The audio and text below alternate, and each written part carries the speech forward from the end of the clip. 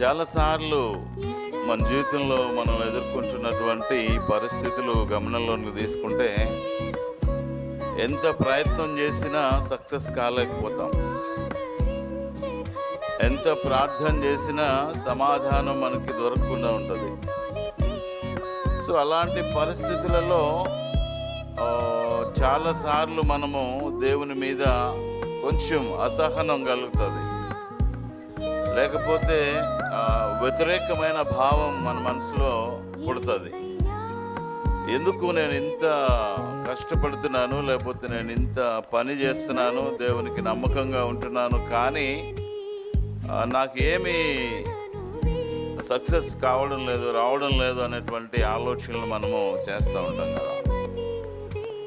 సమస్యలు, శ్రమలు, శోధనలు, ఫెయిల్యూర్స్ అందరికి వస్తాయి. అయితే ఎస్పెషల్లీ దేవుని యందు విశ్వాసం ఉంచిన వారు స్థిరంగా ఉండాలి.